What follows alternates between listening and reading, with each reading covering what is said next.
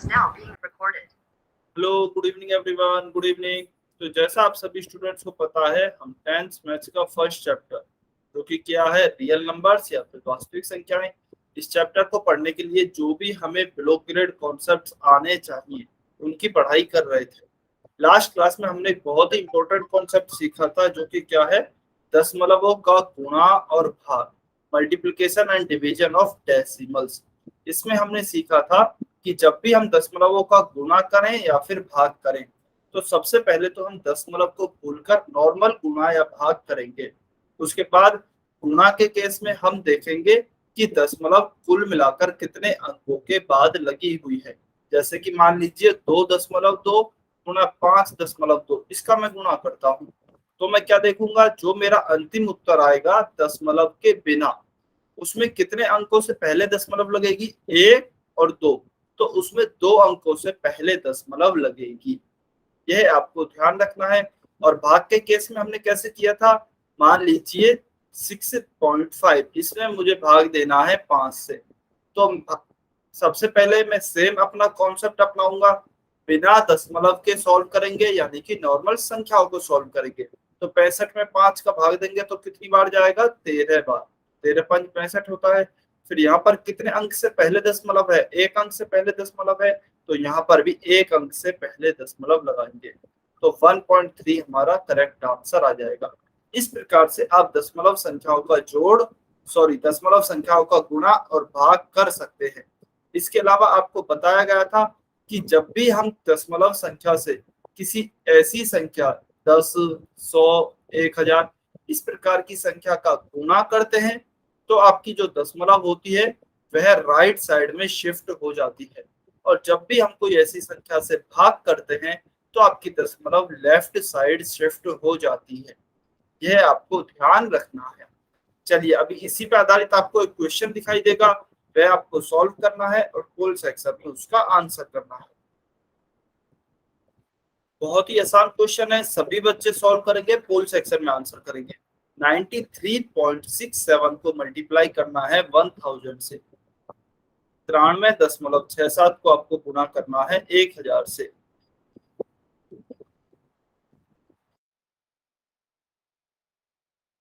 Option A दिया है 9367 यानी कि 9367। ऑप्शन बी दिया है आपको 93670 यानी कि 93,670। ऑप्शन सी दिया है 936.7 यानी कि 936.7। और ऑप्शन डी दिया है 09367 यानी कि 09367।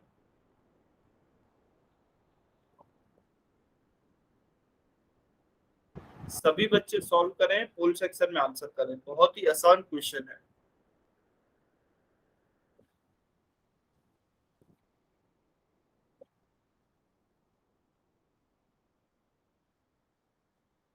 चलिए 30 सेकेंड, 30 सेकेंड और वेट कर रहे हैं।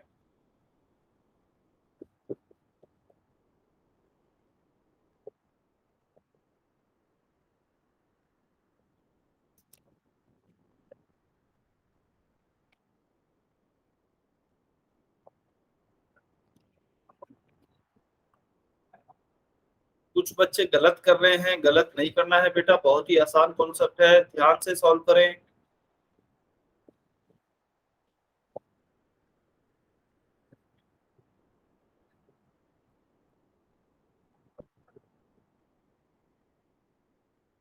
ध्यान से सॉल्व करना है। सभी बच्चे सॉल्व करेंगे। 15 सेकेंड, 15 सेकेंड और वेट कर रहे हैं।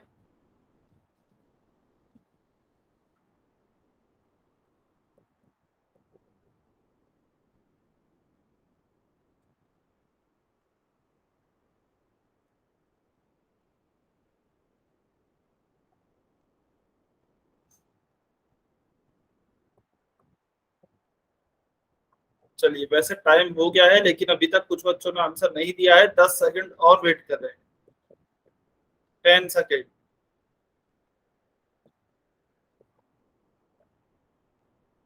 5, 4, 3, टू वन टाइम्स अप। चलिए, अभी जो भी बच्चे पोल सेक्शन में उत्तर नहीं कर पाए हैं कमेंट में उत्तर कर सकते हैं। तो देखिए हमें क्या दिया गया है 93.67। इसका हमें गुणा किससे करना है 1000 से। तो अभी हमने डिवीजन में भी देखा था और हमने पिछली क्लास में भी पढ़ा था कि जब भी किसी दशमलव संख्या का 10, 100, 1000 इस प्रकार की संख्याओं से गुणा किया जाता है तो आपकी दशमलव आगे शिफ्ट हो जाती है। ठीक है, तो देखिए यहाँ पर कितनी जीरो हैं, 3 जीरो है। यहाँ पर कितने अंक हैं, 2 अंक हैं। तो 3 अंक के बाद शिफ्ट होनी चाहिए लेकिन अंक तो 2 ही है। तो हम तीसरा अंक क्या बनाएंगे, तीसरा अंक हम लिखेंगे यहाँ पर 0 और इस दशमलव को इसके बाद यहाँ पर 3 अंकों के बाद शिफ्ट कर देंगे। तो क्या उत्तर आएगा 93,670। और फिर यहाँ संख्या के बाद में दशमलव लगाने का कोई पॉइंट नहीं बनता है तो यहाँ पर हम दशमलव नहीं लगाएंगे संख्या के बाद। तो हमारा उत्तर क्या हो जाएगा 93,670। ऑप्शन बी हमारा सही उत्तर होगा। Option B 93670 is your correct answer. ठीक है, सभी को क्लियर है यह कैसे आया, ऑप्शन बी कैसे आया, सभी को क्लियर है? वाई और एन लिखकर बताएं।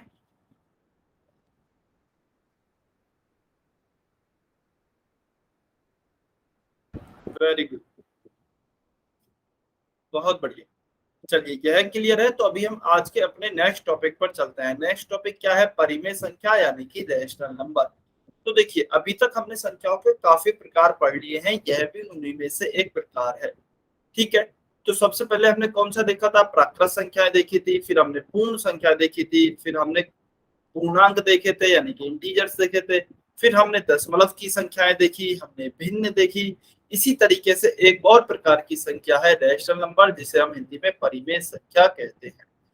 चलिए देखते हैं परिमेय संख्या क्या होती है। उससे पहले देखिए प्राकृतिक संख्या क्या होती थी, एक से शुरू होकर जो संख्या आगे तक चलती रहती थी उन्हें हम कहते थे प्राकृतिक संख्या यानी कि नेचुरल नंबर।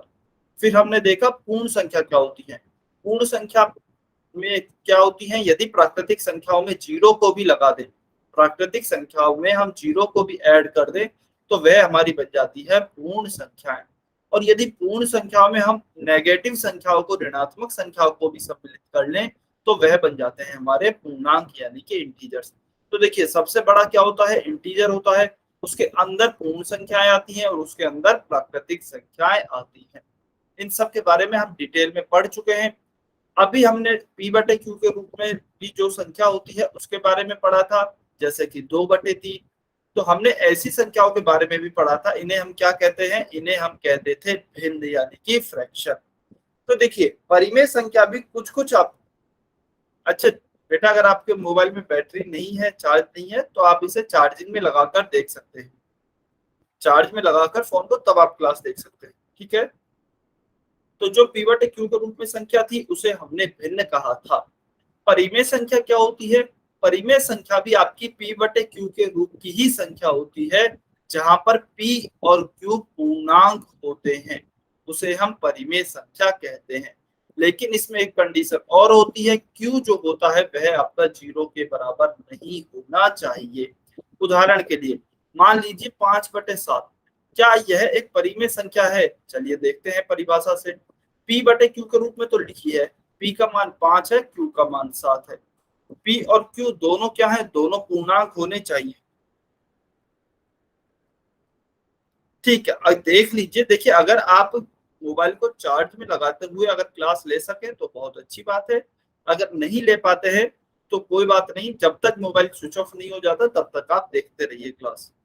ठीक है, बाद में फिर कल जब आपको रिकॉर्डिंग भेजी जाएगी आप रिकॉर्डिंग देख सकते हैं। तो देखिए p का मान इसमें क्या है 5, q का मान क्या है 7। तो p/q के रूप की संख्या तो है और p और q क्या है, पूर्णांक है। तो यहाँ पे 5 और 7 भी हमारे पूर्णांक है। और क्या हमारा जो q है वह 0 के बराबर है? बिल्कुल नहीं, q हमारा 7 के बराबर है। तो यह पूरी परिभाषा इस पे लागू हो रही है, पूरी परिभाषा को यह संख्या संतुष्ट कर रही है, इसलिए यह हमारी एक परिमेय संख्या होगी। ठीक है, अभी देखिए सबसे बड़ा कंफ्यूजन जो होता है बच्चों को वह होता है कि सर फिर भिन्न और परिमेय संख्या में अंतर क्या हुआ, यह तो भिन्न भी है और यह तो परिमेय संख्या भी है, तो इन दोनों में आखिर डिफरेंस क्या है? देखिए, मान लीजिए आपको इस तरीके से एक संख्या लिखकर दी गई है 5 और एक संख्या दी गई है 2/3। आपसे पूछा जाता है क्या 5 एक भिन्न है? तो नहीं, 5 एक भिन्न नहीं है। 5 हमारा एक पूर्ण अंक है। जबकि यदि आपसे कहा जाए कि क्या 5 आपकी एक रैशनल नंबर यानी कि परिमेय संख्या है, तो बिल्कुल 5 हमारा एक परिमेय संख्या है। क्यों है 5 एक परिमेय संख्या? क्योंकि देखिए 5 को मैं p/q के रूप में यदि लिखना चाहूं तो इसे मैं लिख सकता हूं 5/1। तो यहाँ पे p का मान क्या हो जाएगा? p का मान हो जाएगा 5। q का मान क्या हो जाएगा? q का मान हो जाएगा 1।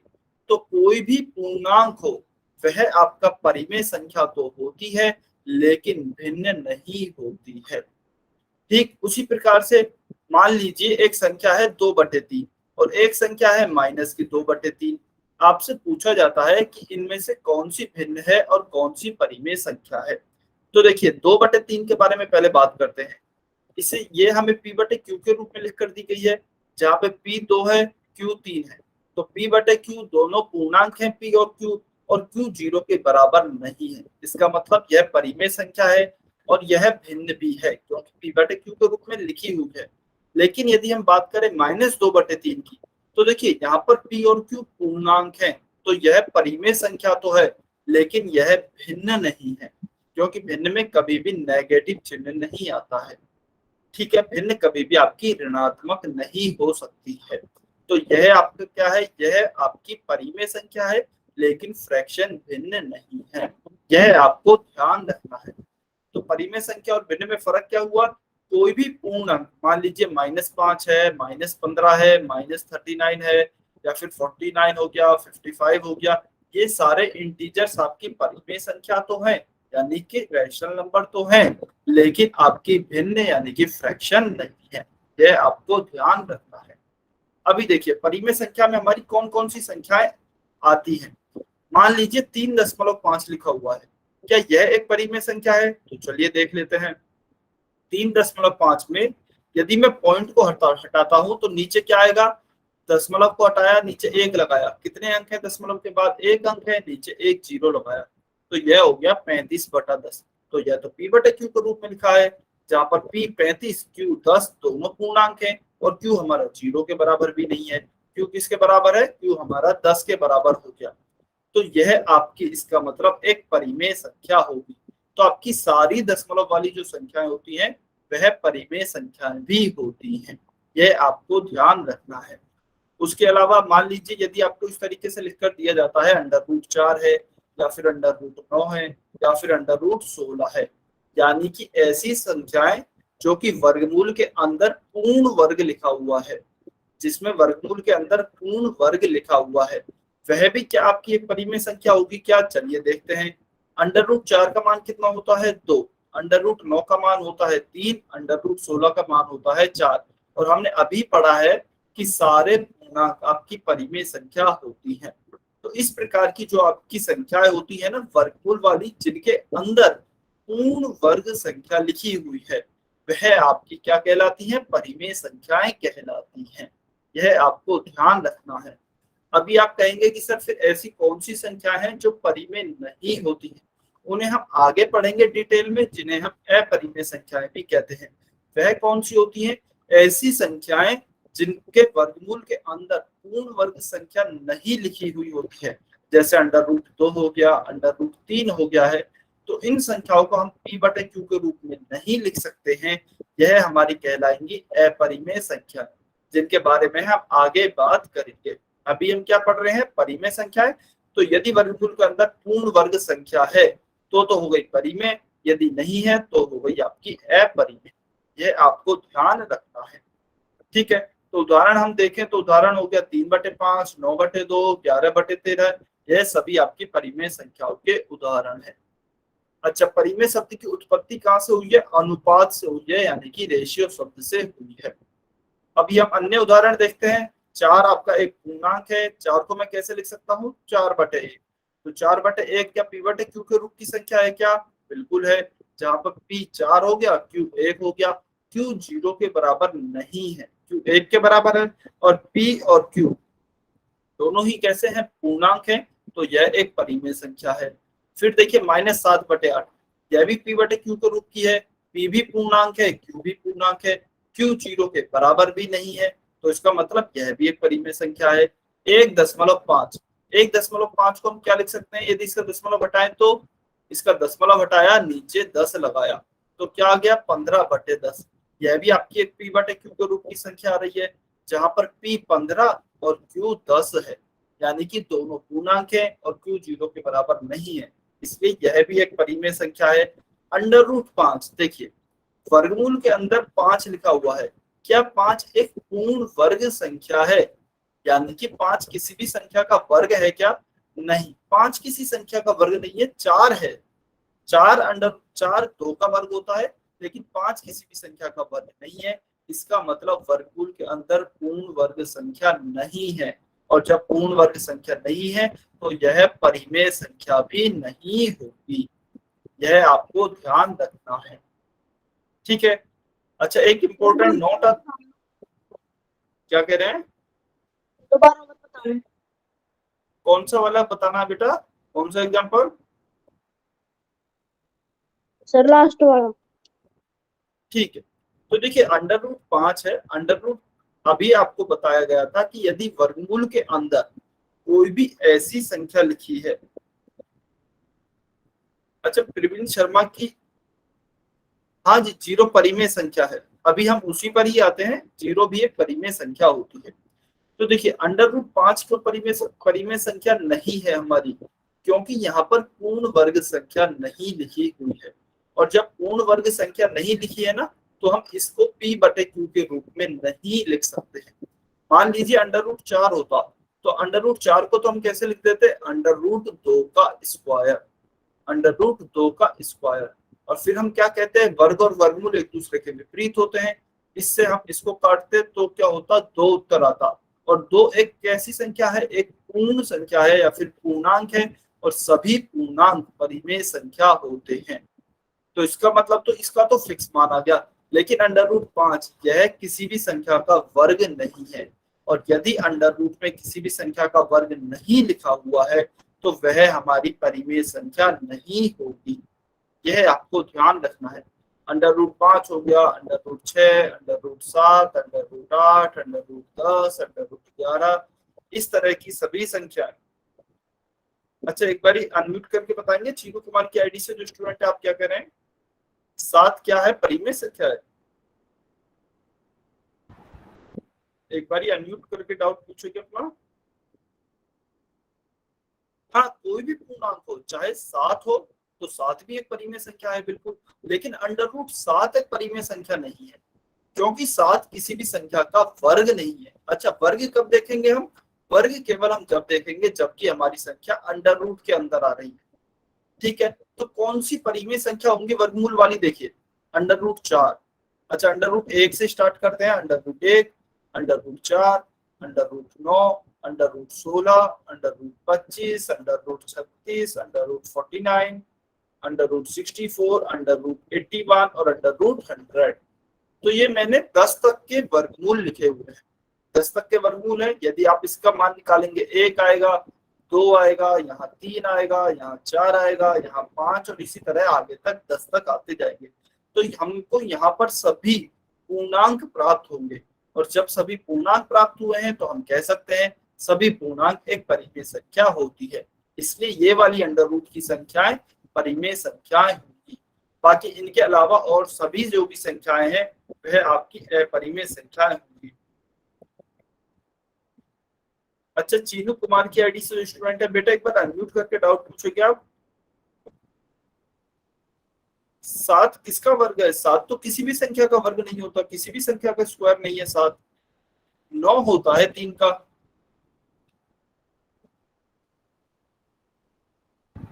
7 किस संख्या का स्क्वायर है, 7 तो किसी संख्या का स्क्वायर नहीं होता, 9 होता है आपका स्क्वायर, या तो 2 का स्क्वायर होता है 4। हाँ जी, मैंने 1 से 10 तक के लिए लिखा है अभी, बिल्कुल 1 से 10 तक के स्क्वायर लिखे हैं, तो इसमें कहीं पर भी 7 नहीं आ रहा।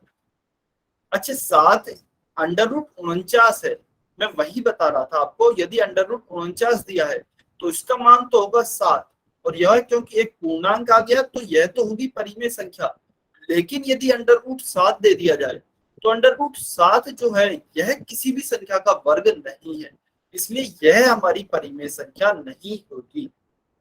अंडर रूट 49 तो होगी क्योंकि 49 आपका एक वर्ग है 7 का, तो अंडर रूट 49 तो होगी परिमेय संख्या, लेकिन अंडर रूट 7 नहीं होगी क्योंकि 7 किसी भी संख्या का वर्ग नहीं है, 49 तो है वर्ग। ठीक है, चलिए अभी एक इंपॉर्टेंट नोट आता है कि जीरो भी आपकी एक परिमेय संख्या है। अब जीरो एक परिमेय संख्या क्यों है? जीरो को देखिए मैं क्या लिख सकता हूँ, जीरो को लिख सकता हूँ 0/1, क्योंकि किसी भी संख्या में या फिर जीरो में किसी भी संख्या का भाग दें तो हमें जीरो ही प्राप्त होता है। तो आप यहाँ पर कुछ भी लिख सकते हैं, 0/1, 0/2, 0/3, जो भी आप लिखना चाहें सबका मान जीरो ही आएगा। तो देखिए इसका मतलब मैंने इसे p/q के रूप में लिख दिया। p है 0 और q मान लीजिए 1 है, q मैं ये ले रहा हूं अभी 0/1, तो p हो गया 0 और q हो गया हमारा कितना 1। तो यह इस परिभाषा को संतुष्ट कर रहा है। क्यों? क्योंकि p और q दोनों ही पूर्णांक हैं, p 0 है और q 1 है हमारा, तो p और q दोनों ही पूर्णांक आ रहे हैं, लेकिन q भी हमारा 0 नहीं होना चाहिए। और क्या हमारा q 0 है क्या? यहाँ पर बिल्कुल नहीं, q हमारा 1 है, p 0 है और p हमारा 0 हो सकता है। p को लेकर कहीं भी कुछ भी नहीं लिखा हुआ है कि p आपका 0 नहीं होना चाहिए, बस यह लिखा है p पूर्णांक होना चाहिए और p हमारा पूर्णांक है 0, लेकिन q 0 नहीं होना चाहिए और q हमारा 0 है भी नहीं। q हमारा कुछ भी हो सकता है, 1, 2, 3 इत्यादि कुछ भी हो सकता है। क्यों हो सकता है कुछ भी? क्योंकि 0 में आप किसी भी संख्या से भाग दें 0 ही आएगा, तो इसलिए हम कहेंगे कि 0 आपकी एक परिमेय संख्या होगी। ठीक है, तो यह आपको ध्यान रखना है। क्लियर है सभी बच्चों को? समझ में आया? वाई और एन लिखकर बताइए परिमेय संख्या क्या होती है, कैसे पहचानेंगे? क्लियर है?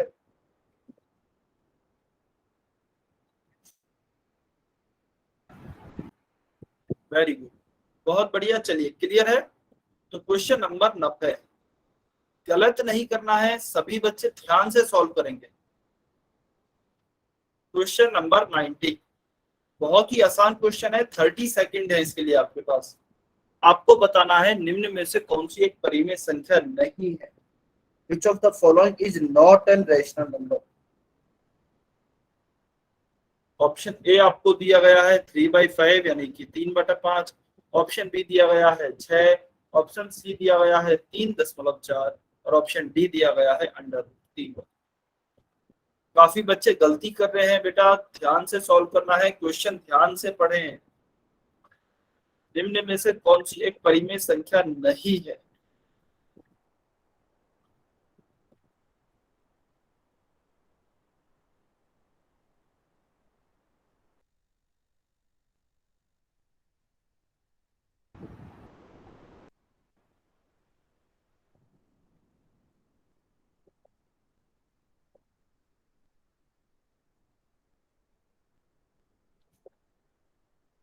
ध्यान से सॉल्व करें, बहुत ही ज्यादा बच्चे गलत कर रहे हैं ये क्वेश्चन। आपसे पूछा गया है कौन सी एक परिमेय संख्या नहीं है।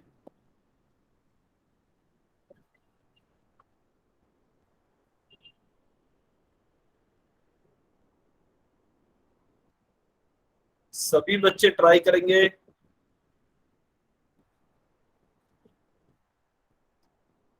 15 सेकेंड, 15 सेकेंड और बचे हैं।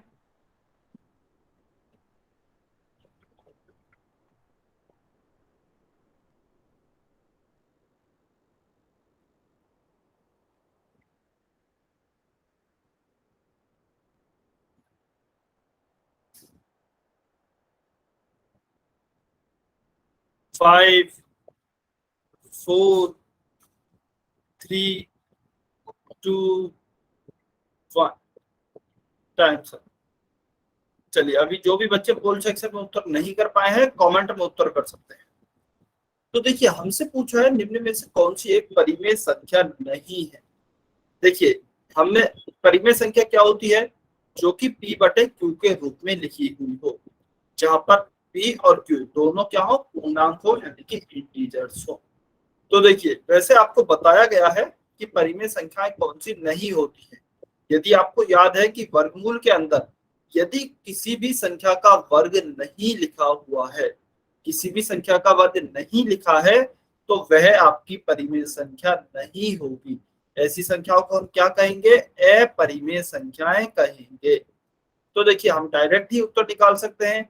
√3 वर्गमूल के अंदर यहाँ पर 3 लिखा गया है, क्या 3 किसी भी संख्या का वर्ग है? क्या 3 किसी भी संख्या का वर्ग है? आप कमेंट करके बताइए, क्या 3 किसी भी संख्या का वर्ग है? बिल्कुल नहीं। तो क्योंकि 3 किसी भी संख्या का वर्ग नहीं है, तो यह हमारी एक परिमेय संख्या नहीं होगी। फिर कौन सी संख्या होगी? यह एक अपरिमेय संख्या होगी। इसके बारे में हम बाद में पढ़ेंगे, ठीक है। बाकी और सभी संख्याओं को हम p/q के रूप में लिख सकते हैं। देखिए 3/5 है, 3/5 तो p/q के रूप में पहले से ही लिखा गया है। यहाँ पे p का मान क्या हो गया? p 3 हो गया, q 5 हो गया। 3 और 5 दोनों ही पूर्णांक है। फिर देखिए क्या आता है? 6 आता है। तो 6 क्या है? 6 हमारा एक पूर्णांक है, और 6 को मैं क्या लिख सकता हूँ? 6/1 लिख सकता हूँ, क्योंकि किसी भी संख्या में आप 1 से भाग दें उसका मान वही संख्या आता है। तो 6 को मैं 6/1 लिख सकता हूँ, इसका उत्तर भी 6 ही आएगा। तो यह भी p/q के रूप की संख्या हो गई, जहां पर p 6 हो गया, q 1 हो गया। तो यह भी हमारे क्या होगी? यह भी परिमेय संख्या होगी। या फिर आप डायरेक्ट ऐसे भी याद रख सकते हैं, क्योंकि यह एक पूर्णांक है। हर एक पूर्णांक या फिर सभी पूर्णांक आपकी परिमेय संख्या होती है।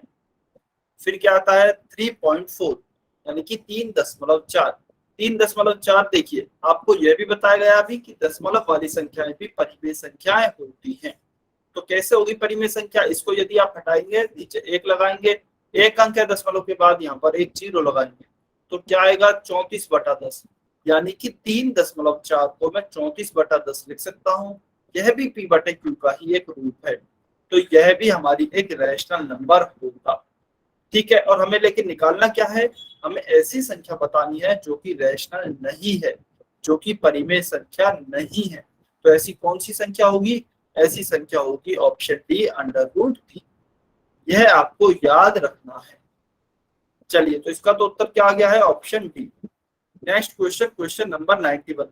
ये सभी बच्चे ध्यान से सॉल्व करेंगे, किसी भी बच्चे का गलत नहीं होना चाहिए। आपसे क्या पूछा गया है? पहले क्वेश्चन को ध्यान से पढ़ें, फिर आपको उत्तर करना है।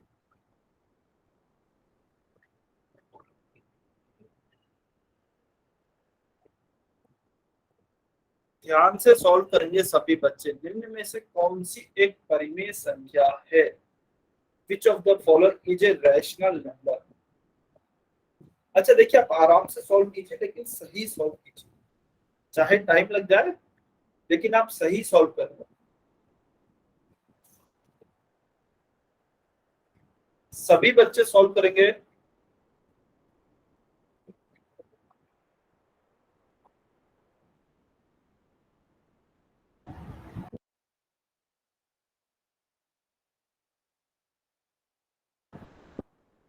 वेरी गुड, काफी बच्चों का आंसर आ रहे हैं, बहुत अच्छे। अच्छी बात यह है अभी तक सभी बच्चों का सही आंसर है, बिल्कुल बहुत बढ़िया। चलिए 15 सेकंड और वेट कर रहे हैं। 15 सेकंड।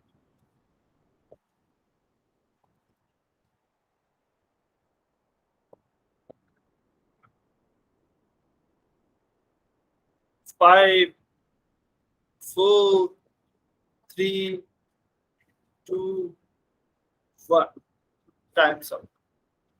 चलिए अभी जो भी बच्चे पोल सेक्शन में उत्तर नहीं कर पाए हैं, कमेंट में उत्तर कर सकते हैं। तो हमसे पूछा गया है इनमें से कौन सी एक परिमेय संख्या है। हमें पता है यदि वर्गमूल के अंदर किसी भी संख्या का वर्ग है, यदि यहाँ पर वर्ग लिखा हुआ है ना किसी भी संख्या का, तो आपकी परिमेय संख्या होगी, तब तो परिमेय संख्या होगी। लेकिन यदि वर्गमूल के अंदर किसी भी संख्या का वर्ग नहीं लिखा हुआ है, तो फिर वह आपकी परिमेय संख्या नहीं होगी। उसे हम क्या कहेंगे? उसे हम अपरिमेय संख्या कहेंगे। क्या 2 किसी संख्या का वर्ग है? क्या नहीं, तो यह भी परिमेय संख्या नहीं है। क्या 3 किसी संख्या का वर्ग है? नहीं, तो यह भी आपकी परिमेय संख्या नहीं है। क्या 5 किसी संख्या का वर्ग है? नहीं, 5 भी किसी संख्या का वर्ग नहीं है। तो यह भी आपकी परिमेय संख्या नहीं होगी। क्या 4 आपके किसी संख्या का वर्ग है? बिल्कुल, 4 आपका परिमेय संख्या है क्योंकि यह 2 का वर्ग है। 2 का वर्ग है तो यह हो गया आपका पहला वाला केस। वर्गमूल के अंदर वर्ग लिखा हुआ है तो यह आपकी परिमेय संख्या होगी। ऑप्शन सी हमारा सही उत्तर है। और यदि कोई पूछता है कि क्या मान आएगा इसका, तो √4 का मान आप सभी को पता है 2 आएगा। 2 एक पूर्णांक है इसलिए यह परिमेय संख्या है। वेरी गुड, बहुत अच्छे। तो क्वेश्चन 91 का आपका उत्तर क्या है? Option C. ऑप्शन सी आपका सही उत्तर है। चलिए अभी हम आगे के नेक्स्ट टॉपिक पर चलते हैं, ऑपरेशंस ऑन रेशनल नंबर, यानी कि परिमेय संख्याओं पर संक्रियाएं। तो अभी हम ऑपरेशंस पढ़ने वाले हैं। ऑपरेशन में सबसे पहले हम क्या पढ़ेंगे? एडिशन यानी कि योग, कि आखिर 2 या 2 से अधिक परिमेय संख्याओं को कैसे जोड़ा जाता है। तो देखिए 7/8 और 5/3 हमें इनका योग ज्ञात करना है। तो चलिए योग ज्ञात करते हैं। 7/8 प्लस 5/3। अब आपने भिन्नों का योग पढ़ा है, कितने बच्चों को भिन्नों का योग याद है? ईमानदारी से बताइए, कितने बच्चों को भिन्नों का जोड़ना आता है? ईमानदारी से बताना है। जिन भी बच्चों को भिन्नों का योग आता है वह देख सकते हैं बिल्कुल भिन्नों के योग जैसा ही है। बिल्कुल एडिशन ऑफ फ्रैक्शन जैसा हमने पढ़ा था, सेम वैसा ही है। तो देखिए इसको दो, अच्छा बालवीर की आईडी स्टूडेंट है, आपने क्लास अटेंड नहीं की थी क्या? क्योंकि हमने पढ़ा तो है भिन्नों का योग। चलिए एक बार इस एग्जांपल को मैं सॉल्व कराता हूं, ठीक है, अगला वाला आप सॉल्व करेंगे। तो इस यह क्या है? यह हमारा भिन्नों के योग जैसा है, यानी कि एडिशन ऑफ फ्रैक्शन जैसा है। अब इसके 2 तरीके हो सकते हैं। भिन्नों के योग में भी ध्यान कीजिए, हमने 2 ही तरीके पढ़े थे। पहला मेथड क्या हो सकता है? एक मेथड है एलसीएम मेथड, यानी कि ले से लेकर हम इसे सॉल्व करेंगे। तो कैसे करेंगे? 8 और 3 नीचे जो भी हर हैं उनका एलसीएम लें। 8 और 3 का एलसीएम क्या आएगा? 24। 8 और 3 का एलसीएम होगा आपका 24। फिर अभी आप 8 से 24 में भाग देंगे, 8 का भाग 24 में देंगे, 8 या 24 3 बार भाग जाएगा। उस 3 का गुणा आप इस 7 से करेंगे। तो 8 गुणा 3, सॉरी 7 गुणा 3, क्योंकि यहाँ पर 7 है ना, तो यह आएगा आपका 7 गुणा 3। बीच में प्लस है तो प्लस। अब इस 3 का भाग 24 में देंगे तो कितनी बार जाएगा? 3 8 24, 8 बार गया। उस 8 का गुणा 5 से करेंगे, 8 इंटू 5। चलिए गुणा करते हैं। 7 इंटू 3 क्या होगा? 21 प्लस 8 इंटू 5 क्या होगा? 40 डिवाइडेड बाई 24। तो 21 प्लस 40 क्या आएगा? 61/24। यह आपका करेक्ट आंसर होगा। ठीक है, दूसरा मेथड क्या आता है? सेकंड मेथड आता है शॉर्ट ट्रिक। सेकंड मेथड क्या आता है? Short trick. अब शॉर्ट ट्रिक कैसे लगाते हैं? चलिए यह देखते हैं। 7/8 प्लस 5/3। सबसे पहले नीचे हरों का गुणा करें, जो भी आपको हर दिए गए हैं। 8 और 3 दिए गए हैं तो 8 का गुणा करेंगे 3 से। फिर हम क्या करते हैं? वज्र गुणन या फिर क्रॉस मल्टीप्लिकेशन। हाँ जी, हमारी तबीयत खराब हो रही है जी। अच्छा कोई बात नहीं। यदि आपकी तबीयत खराब हो रही है तो आप क्लास छोड़कर जा सकते हैं, यदि आप क्लास नहीं ले पा रहे हैं। लेकिन आप जब आपकी तबीयत ठीक हो जाए आप रिकॉर्डिंग देख लेना, ठीक है।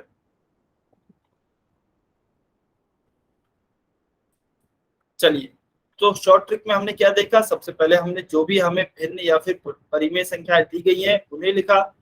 नीचे हमने सबसे पहले हरों का गुणा किया, तो 8 और 3, तो 8 का गुणा हमने 3 से किया। उसके बाद हम क्रॉस मल्टीप्लिकेशन यानी कि वज्र गुणन करेंगे। तो 7 का गुणा 3 से करेंगे, 7 गुणा 3, बीच में प्लस का चिन्ह है तो प्लस लगाया। 8 का गुणा 5 से करेंगे, 8 गुणा 5। सबसे पहले हरों का गुणा करें, फिर आप क्रॉस मल्टीप्लिकेशन यानी कि वज्र गुणन करें। तो 8 गुणा 3 करेंगे तो क्या आएगा? 8 तिया 24। 7 का गुणा 3 से करेंगे, 7 तिया 21 प्लस 8 का गुणा 5 से करेंगे, 8 पंच 40। 21 और 40 कितना होगा? 61/24। तो देखेंगे आप दोनों ही मेथड से आपका सेम उत्तर आया है, जो कि आना भी था।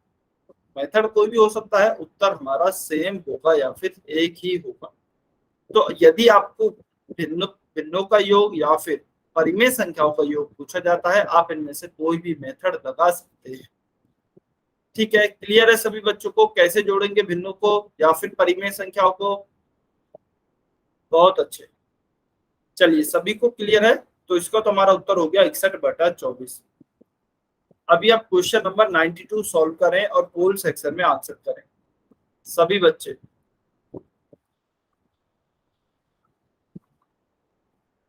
सभी बच्चे सॉल्व करेंगे 9/5 और 8/7। इसको आपको जोड़ना है।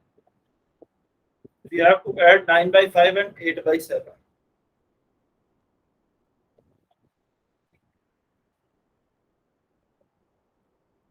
ध्यान से सॉल्व करें, जल्दबाजी में गलती नहीं करें। जो भी मेथड आपको ठीक लगता है, चाहे एलसीएम मेथड हो, चाहे फिर वह आपकी शॉर्ट ट्रिक हो सेकंड मेथड, उससे आप सॉल्व कर सकते हैं।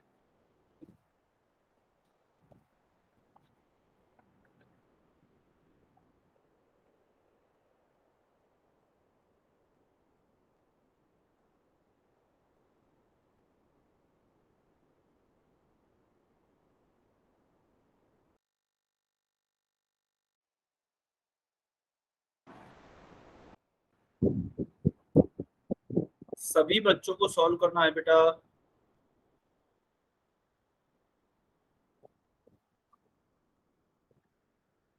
कुछ बच्चे गलती कर रहे हैं, गलती नहीं करनी है, ध्यान से सॉल्व करें।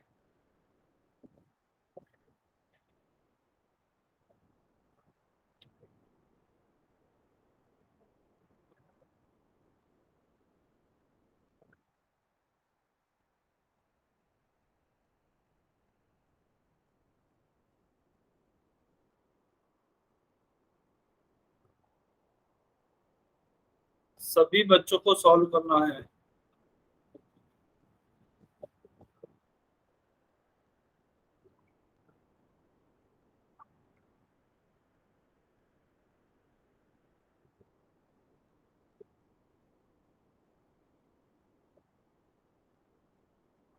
वेरी गुड, काफी बच्चों के आंसर आ रहे हैं। सभी बच्चे आंसर करें जिन्होंने अभी तक नहीं किया है।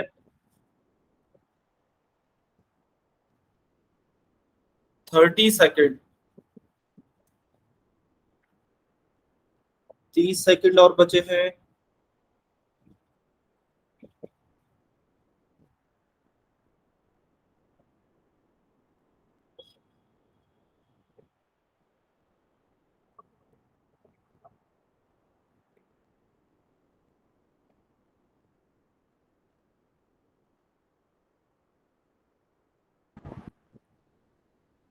चलिए 15 सेकेंड, 15 सेकेंड और वेट कर रहे हैं। किन्हीं 3 बच्चों ने अभी तक उत्तर नहीं दिया है।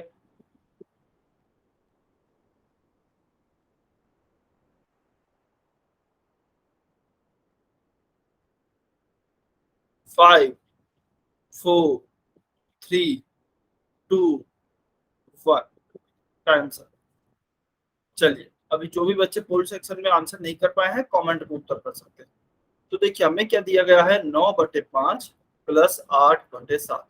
इन्हें हमें जोड़ना है। तो कैसे जोड़ेंगे? सबसे पहले नीचे हरों का गुणा करते हैं। शॉर्ट ट्रिक से सॉल्व कर रहा हूं मैं इसे, ठीक है, सेकंड मेथड शॉर्ट ट्रिक से। तो 5 के गुणा 7 से करेंगे 5 × 7। फिर हम क्या करेंगे, क्रॉस मल्टीप्लीकेशन यानी कि वज्र गुणा यानी कि तिरछा गुणा। तो 9 का गुणा 7 से करते हैं, 9 × 7। बीच में यहाँ प्लस का चिन्ह है तो प्लस का चिन्ह लगाया। 8 का गुणा 5 से करेंगे तो 5 × 8। 9 × 7, 9 × 54, 9 × 7 = 63, 63 प्लस 5 × 8 = 40 डिवाइडेड बाई 5 × 7 क्या होगा, 35, 35। तो 63 प्लस 40 कितना हो गया, 103/35। यह आपका करेक्ट उत्तर होगा। Option C 103/35। हाँ जी, ऑप्शन सी आपका सही उत्तर है। ठीक है, तो यह हो गया है आपका इस क्वेश्चन का उत्तर, ऑप्शन सी। चलिए क्वेश्चन नंबर 93। क्वेश्चन नंबर 93 सभी बच्चे सॉल्व करेंगे। पोल सेक्शन में ही आपको उत्तर करना है।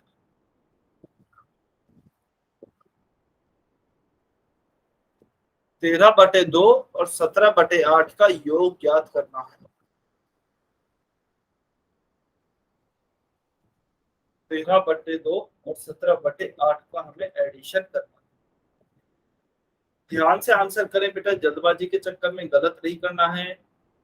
69/8 ऑप्शन ए, ऑप्शन बी है आपका 69/16, ऑप्शन सी है 30/10 और ऑप्शन डी है 30/8।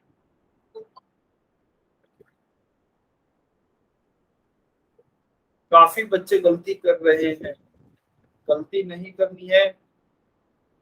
अच्छा, आप शायद इसलिए भी कुछ बच्चे गलती कर देते हैं कि उन्हें जल्दी से जल्दी आंसर देना होता है, जबकि जल्दी आंसर देने की बजाय आप कोशिश करें सही उत्तर दें। जल्दी दे रहे हैं, सही दे रहे हैं तो बहुत ही अच्छी बात है, लेकिन अगर आप जल्दी नहीं दे रहे हैं लेकिन सही दे रहे हैं तो और अच्छी बात है, तो भी अच्छी बात है, लेकिन उत्तर गलत नहीं करना है। कोशिश करें बिल्कुल सही उत्तर।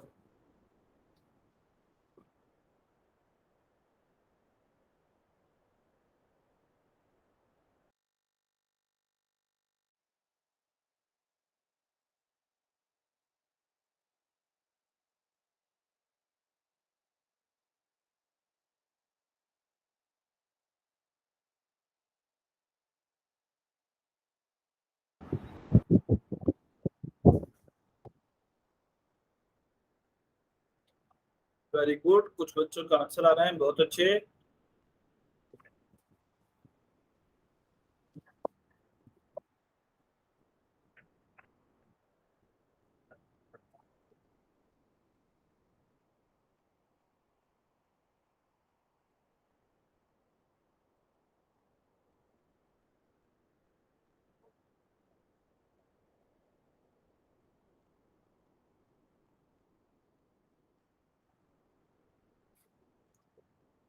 थर्टी सेकेंड, लास्ट 30 सेकेंड और हैं बेटा। अभी तक काफी बच्चों के उत्तर नहीं आए हैं, सभी बच्चे आंसर करें, और जिन्होंने उत्तर कर दिया है वो अपना एक बार क्वेश्चन दोबारा से चेक कर सकते हैं कि कहीं जल्दबाजी में मिस्टेक तो नहीं हो गई है। एक बार कैलकुलेशन चेक कर सकते हैं।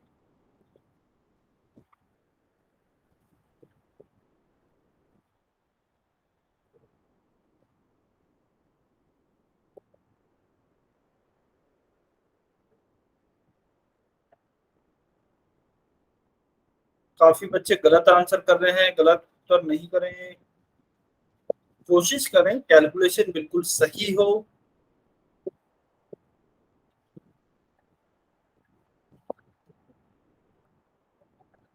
चलिए 15 सेकेंड, 15 सेकेंड और हैं।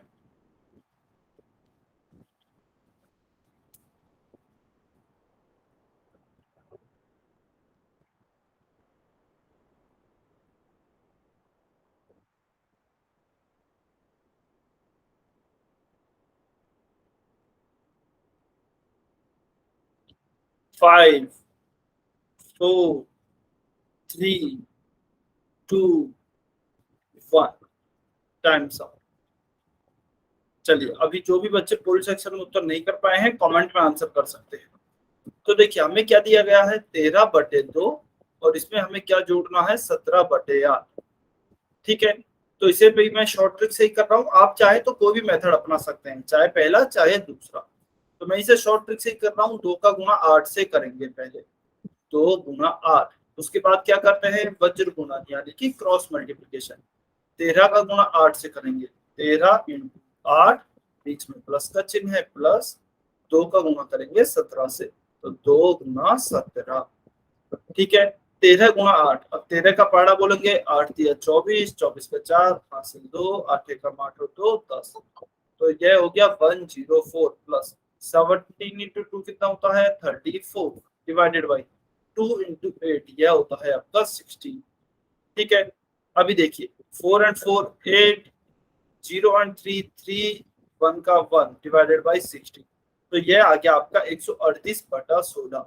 138/16 हमारे ऑप्शन में कहीं भी नहीं दिया गया है।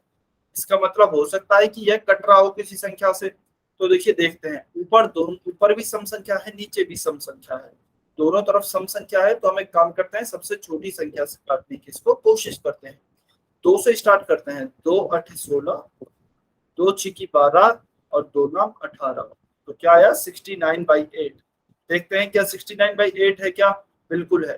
तो ऑप्शन ए हमारा सही उत्तर होगा। 69/8 ऑप्शन ए हमारा सही उत्तर होगा। ठीक है, क्लियर है सभी को? हाँ जी, ऑप्शन ए आपका सही उत्तर है। ठीक है, तो इसका हमारा उत्तर हो गया है ऑप्शन ए। चलिए अभी आपको क्वेश्चन नंबर 94, यह आपके होमवर्क में है। क्वेश्चन नंबर 94 यह आपके होमवर्क में है, आपको स्क्रीनशॉट लेना है। अच्छा, इसमें आपको ध्यान रखना है, देखिए जब भी आप -15/14 प्लस 11/7 को जोड़ेंगे ना, तो यहाँ पर यह संख्या माइनस में है। तो आपने पढ़ा है इंटीजर्स को जोड़ना, यानी कि पूर्णांकों को जोड़ना। एक नेगेटिव की संख्या होती है, एक पॉजिटिव की संख्या होती है, उनको हम क्या करते हैं, वो कॉन्सेप्ट आपका यहाँ पर यूज होगा। ठीक है, तो यह आपके होमवर्क में रहेगा, इसमें आपको अच्छा से सॉल्व करना है, टाइम लेना है, लेकिन सही सॉल्व करके लाना है। ठीक है, अगली क्लास में हम इसे डिस्कस करेंगे। चलिए अभी हम देखते हैं घटाव यानी कि सब्ट्रैक्शन कि आखिर घटाव क्या होते हैं। तो घटाव भी बिल्कुल वैसे ही होते हैं जैसा हमने भिन्नों का घटाव पढ़ा था, बिल्कुल वैसा ही परिमेय संख्याओं यानी कि रैशनल नंबर का भी घटाव है। ठीक है, घटाव करने के भी दो ही तरीके हैं, जैसा कि हमने भिन्नों के घटाव में पढ़े थे। तो 13/4 में से हमें कितना घटाना है, 7/3 घटाना है। बिल्कुल जोड़ के जैसा ही होगा। तो देखिए पहला मेथड आएगा, इसका भी दूसरा मेथड आएगा। पहला मेथड क्या होगा, एलसीएम मेथड। मेथड 1 क्या है, एलसीएम मेथड। तो चलिए एलसीएम मेथड से कैसे सॉल्व करेंगे, बिल्कुल सेम, जैसा जोड़ वैसा ही घटाव। 4 और 3 का एलसीएम लेते हैं, 12 आया। 4 और 3 का एलसीएम, 4 का भाग देंगे 12 में, 4 तिया 12, 3 बार भाग जाएगा, उस 3 का गुणा 13 से करेंगे। 3 गुणा 13, बीच में अब माइनस का चिन्ह है तो बस माइनस का चिन्ह लगा दिया, जोड़ में प्लस का चिन्ह था तो प्लस का चिन्ह लगा दिया था। अब इस 3 का भाग देंगे 12 में, 3 चौक 12, उस 4 का गुणा इस 7 से करेंगे, 7 गुणा 4।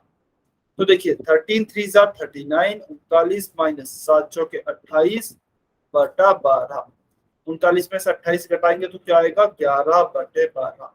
यह आपका सही उत्तर होगा। ये किस मेथड से किया है हमने, एलसीएम मेथड से।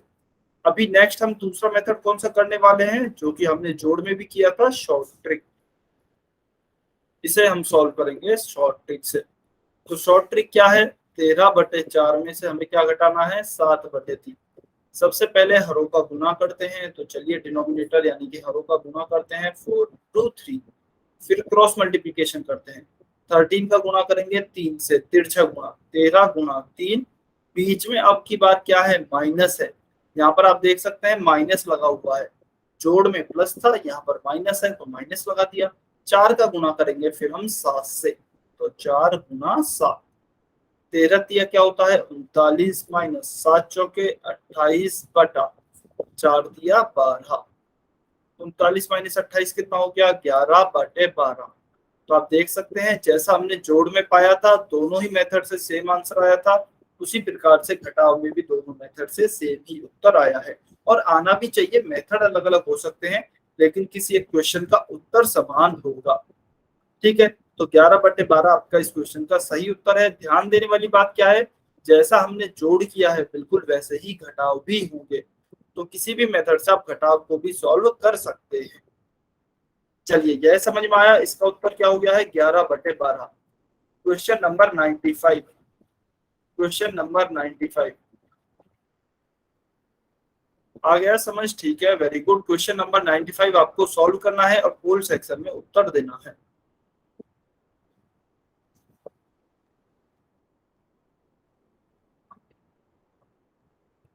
सभी बच्चे सॉल्व करेंगे।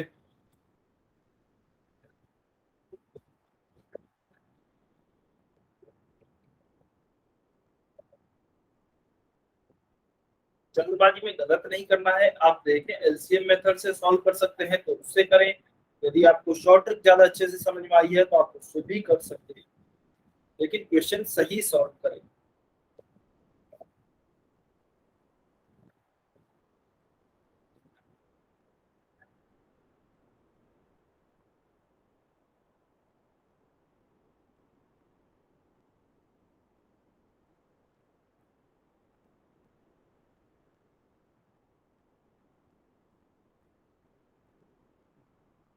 कुछ बच्चे गलती कर रहे हैं, बेटा गलती नहीं करें, ध्यान से सॉल्व करेंगे।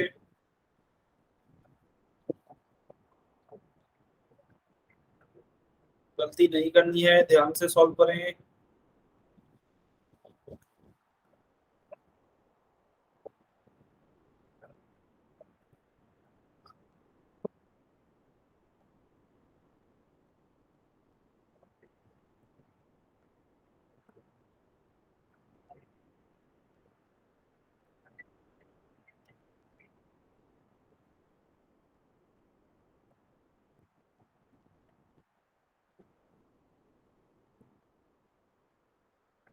काफी बच्चे गलती कर रहे हैं, काफी बच्चे गलती कर रहे हैं। 20 सेकंड, 20 सेकंड और हैं। गलती नहीं करें, ध्यान से सॉल्व करें।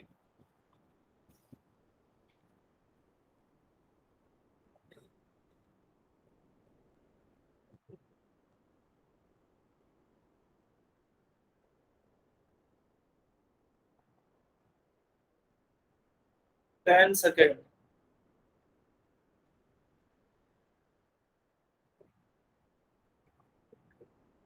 5, 4, 3, 2, 1। Times up. चलिए, अभी जो भी बच्चे पोल सेक्शन में उत्तर नहीं कर पाए हैं, कमेंट में उत्तर कर सकते हैं। देखिए ध्यान से समझेंगे इस क्वेश्चन को। काफी बच्चों ने गलत किया है। 14/5 में से हमें क्या घटाना है? 11/3 को घटाना है। तो चलिए घटाते हैं। शॉर्ट ट्रिक से सॉल्व कर रहा हूं मैं इसे। 5 गुणा 3 से करेंगे। 5 गुणा 3, हरों का गुणा किया, फिर हम क्रॉस मल्टीप्लाई यानी कि वज्र गुणा करेंगे। 14 गुणा 3 माइनस, क्योंकि बीच में माइनस का चिन्ह है, 11 गुणा 5।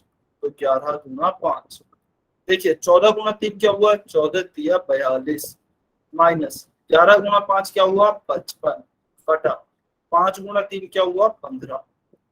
तो 42 में से 55 को घटाएंगे, नीचे तो 15 ही आएगा, नीचे तो कुछ फर्क नहीं पड़ेगा। 42 में से 55 घटाएंगे तो कितना आएगा? चलिए कमेंट करके बताइए आप सब। 42 माइनस 55 करेंगे तो कितना आएगा? ऑपरेशंस और इंटीजर्स में हमने पढ़ा है यह। कमेंट करके बताना है, यदि 42 में से 55 घटाते हैं तो कितना आएगा?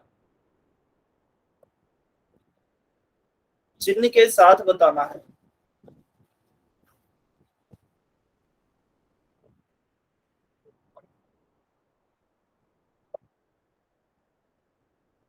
ठीक है, तो कुछ बच्चे लिख रहे हैं प्लस का 13, कुछ बच्चे लिख रहे हैं माइनस का 13। देखिए ध्यान से समझिए, यहाँ पर 42 छोटी संख्या है, 55 बड़ी संख्या है। छोटी संख्या में से हम बड़ी संख्या को घटा रहे हैं तो माइनस का चिन्ह आएगा, यह आपको ध्यान रखना है। 55 में से यदि 42 को घटाते तो आता आपका 13। लेकिन हमने पूर्णांकों के ऑपरेशंस में पढ़े हैं कि यदि 42 में से 55 घटाएं यानी कि छोटी संख्या में से बड़ी संख्या घटाएं तो माइनस की संख्या प्राप्त होती है। तो क्या आएगा? माइनस का 13 आएगा। यह आपका करेक्ट उत्तर होगा। हाँ जी, -13/15 यह आपका सही उत्तर है। ठीक है, तो आपको यह ध्यान रखना है। इसी तरह का कुछ क्वेश्चन जो आपको एडिशन में दिया गया है ना होमवर्क में, वो भी कुछ कुछ इसी प्रकार का है, तो वह भी आपको ध्यान रखना है। ठीक है, चलिए, तो यह इसका उत्तर हो गया ऑप्शन बी, क्वेश्चन नंबर 96। यह है आपके होमवर्क में, क्वेश्चन 96 है आपके होमवर्क में। जल्दी से इसका स्क्रीनशॉट लें। 94 और 96, 5 सेकंड वेट कर रहे हैं। 5, 4, 3, 2, 1। चलिए, तो 94 और 96 ये दोनों ही आपके होमवर्क में हैं। ठीक है, चलिए, तो आज की क्लास को हम यही समाप्त करते हैं। नेक्स्ट क्लास में हम कहाँ से पढ़ेंगे? पहले दोनों क्वेश्चन डिस्कस करेंगे, फिर हम गुणा पढ़ेंगे।